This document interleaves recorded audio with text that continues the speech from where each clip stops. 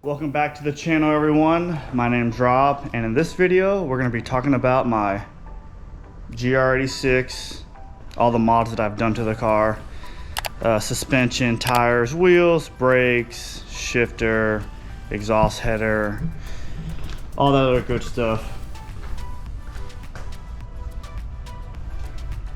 A lot of the stock parts, stock header, suspension, a bunch of factory wheels, tires, stuff out of the back. All right, let's get into it.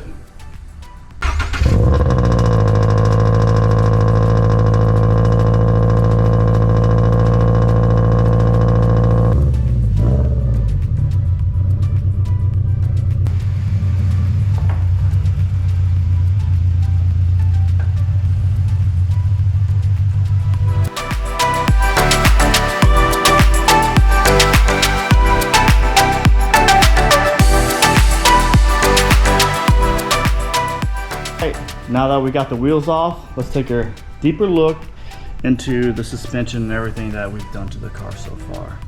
So these are the Fortunato 510 Coilovers Gen 8, which I believe they now have a billet piston and the clearances are tighter. I'm mainly focusing on just tracking this car, so I upgraded to the Swiss springs. We did the camber and caster plates. I went 8K in the front, and they suggested that I go 9K in the rear because the springs sit more inboard, and we wanted a heavier spring in the rear to help rotate the car. So we did that. We did the Heim joint. I believe these are like 24, 26 way adjustable, and they are really stiff, to be honest, but it doesn't bother me because, again, it's not my daily, I'm just tracking it. Racer X upper control arm, the one that is, I believe it's either +1 and -4 camber. We did that, which I believe saved me about 4 pounds. We did the white line toe arm, the SPL trailing and SPL lower control arm, white line rear sway bar. This was I believe factory's 14 and these are now 16, which I'm probably going to upgrade here in the future because these coilovers, the spring rate is so high. I don't think the sway bar is doing much, to be honest. So let's go back to the front. So we, same thing, upgraded this from an 18 to a 22 at the, its stiffest setting. It actually looks really close to that control arm. I don't know if it's hitting, I don't see any marks on it. Definitely keep my eye out on that. We added the white line ball joints to help fix the geometry. It is rubbing slightly at full lock. And I'm running the Apex 17x9 plus for our offset 40, and these are the EC7Rs. They're wrapped in a 255/40/17. These are 615K plus. Eventually I'm going to even upgrade these when they wear out, mainly to see how much faster I can go on the RT660s. The rear specs are -3 camber, and I'm not even using probably 2.5 inches of the outside of the tire. Now this is the rear. Now it might seem extreme to run 3 degrees. A couple guys that I'm talking to that are tracking at 2.6, 2.8, they're still eating up the outside of the tire. So again, I'm testing. We're gonna see what it does. Front alignments are 3.3, and it's funny, but they're turning, but they're using more of the tire here. So we'll see how they do. I'll make adjustments from there.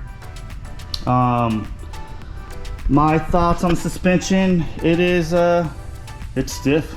You know, it does bounce around. You know, I can still continue to adjust the dampening on them. As far as brakes go, stock caliper rotor, we're running the Hawk, what are they, the DTC 30s in the front. And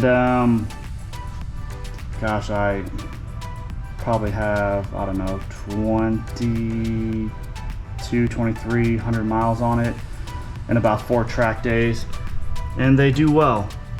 They do, you know, they're a little noisy, but, you know, on track, you know, if I'm coming to a, you know, corner or whatever and someone's stopping a little bit harder than me, like there's still so much more braking power there. So they're good. I think I'm going to eventually upgrade to the counter space garage stuff just because I've heard really good things about them. I've used a bunch of the Hawk stuff in the past and I've liked it, so I stuck with what I know and what I like. Exhaust is the HKS high power single exit. We also did the white line diff bushings and subframe, which I really like. See if we can get a better shot.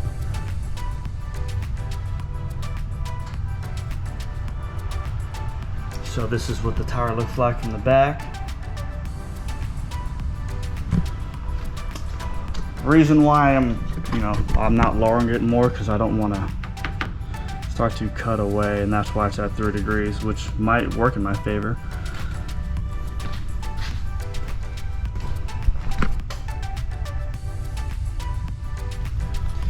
These are all the, you know, stock stuff. I was looking, that's, you know, I upgraded to the aluminum body on the coilovers, but I didn't save a whole lot. Like Toyota, Subaru did a really good job of trying to keep the weight out of the car, and they did. Actually, here's my alignment sheet there.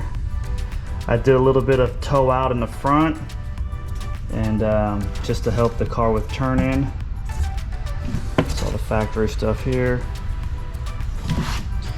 I also were running the colored fitting oil cooler on track Sebring. You know, my temps were in the mid 250s.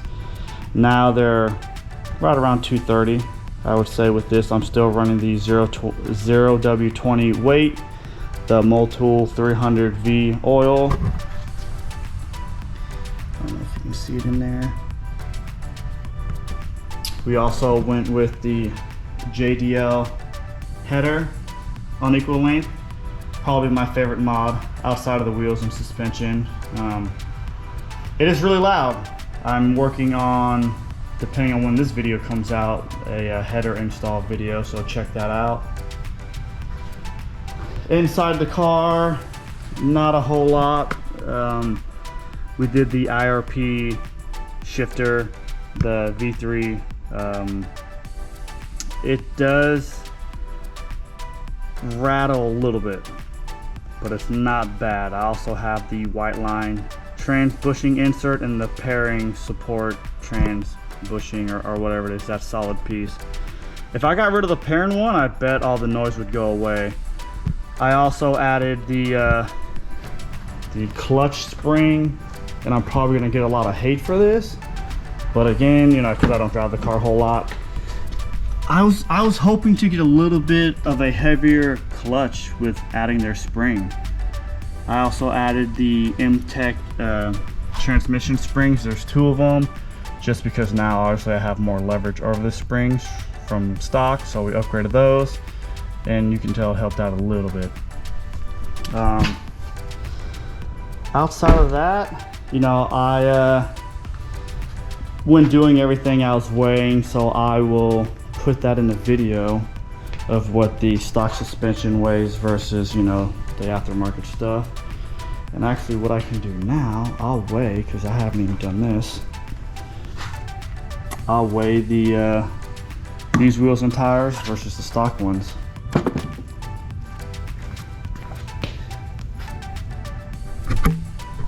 I'm trying to get it so it doesn't roll off. And you can just call that 45 pounds. Let's take that off.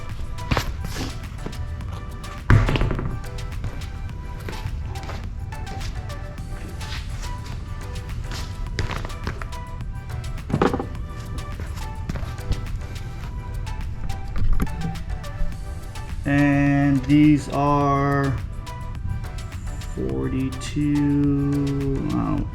and a half. So we did pick up some weight, but obviously we picked up a whole lot more tire.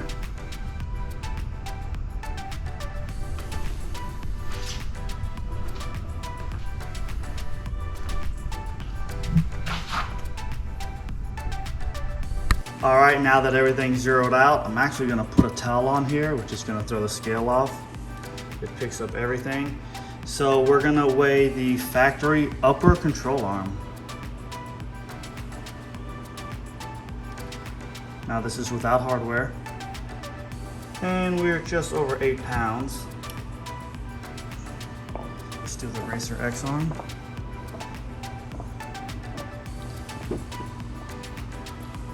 And we're just over 4 pounds, so there's some weight savings there. We're gonna do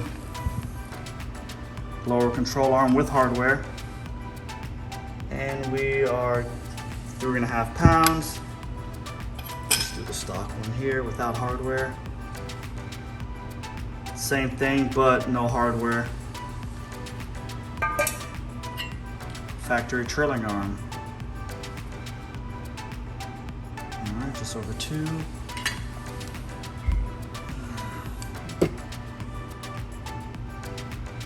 So a little lighter than this was stock. And that has hardware. I don't have the toe arms off because I'm gonna go straight to the alignment shop and I don't want to mess with this. But there's that, 2.5 pounds. This thing is beefy. Let's weigh the rear coilover.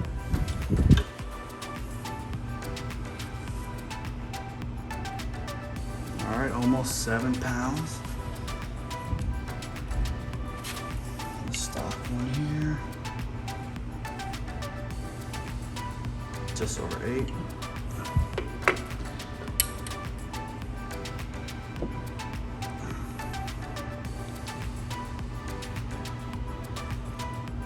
And that is almost 15 pounds.